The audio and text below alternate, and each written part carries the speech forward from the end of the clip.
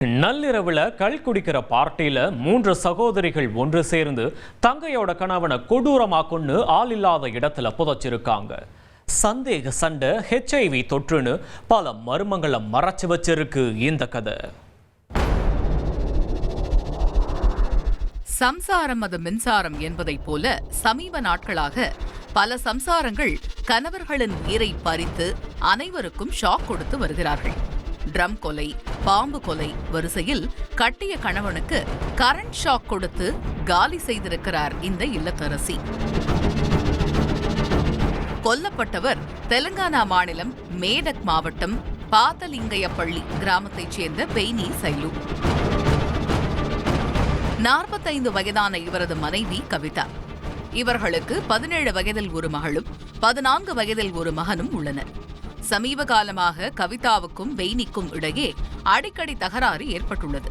இதனால் கணவனையும் பிள்ளைகளையும் சொந்த ஊரிலேயே விட்டுவிட்டு தனது சகோதரிகளுடன் ஹைதராபாத் மித்ரா ஹில்ஸ் பகுதியில் வசித்து வந்துள்ளார் கவிதா. பிள்ளைகளுக்காக அவ்வப்பொழுது ஊருக்கு வந்து 2-3 நாட்கள் தங்கி செல்வது வழக்கம். இந்த நிலையில்தான் சென்ற 12ஆம் தேதி உறவினர் ஒருவரின் இறுதி சடங்கிற்காக ஹைதராபாத்துக்கு சென்றிருக்கிறார் பெய்னி சைலு.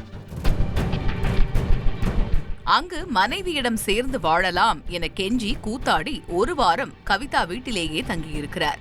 ஆனால் மனைவி வீட்டில் விசிட்டராக தங்கியிருந்த பெய்னி அந்த ஒரு வாரம் முழுவதும் அவரிடம் சண்டையிட்டு வந்திருக்கிறார்.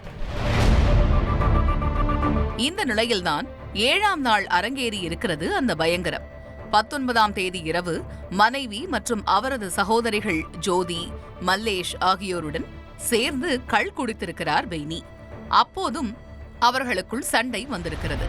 இனியும் பொறுக்க முடியாத கவிதா சகோதரிகளின் உதவியோடு கணவனின் கதையை முடிக்க துணிந்திருக்கிறார். போதையில் பிதற்றிக் கொண்டிருந்த பெய்னிக்கு கரண்ட் ஷாக் வைத்து கொலை செய்ய முயன்றுள்ளார். ஆனால் அவர் சாகவில்லை. இதனால் பெய்னி சைலு அணிந்திருந்த துண்டால் அவரது கழுத்தை இறுக்கி துடிதுடிக்க கொன்று போட்டிருக்கிறார்கள்.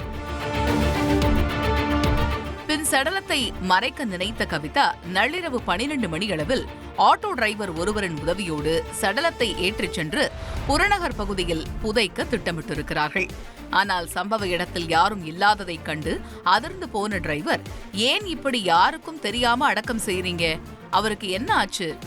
நான் இதுக்கு சம்மதிக்க மாட்டேன் என கூறியுள்ளார்.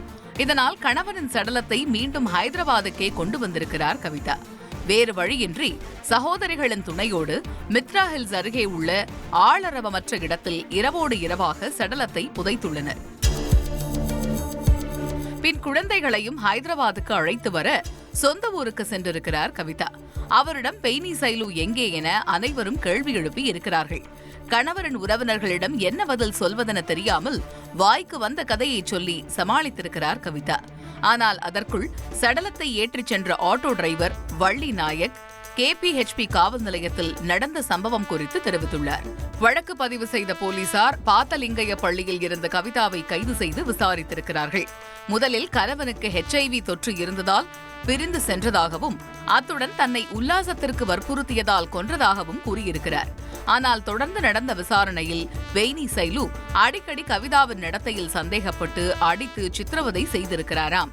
அந்த ஆத்திரத்தில்தான் கணவனுக்கு கரண்ட் ஷாக் வைத்தும் கழுத்தை நெரித்தும் கொன்று புதைத்ததாக கூறியிருக்கிறார்.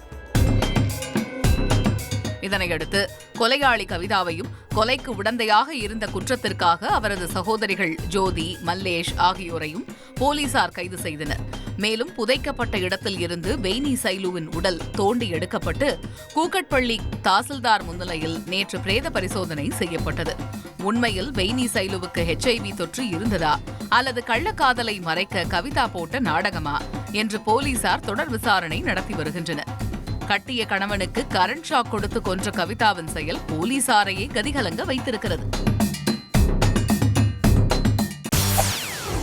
செய்திகளை உடனுக்குடன் தெரிந்து கொள்ள உடனே சப்ஸ்கிரைப் பண்ணுங்க.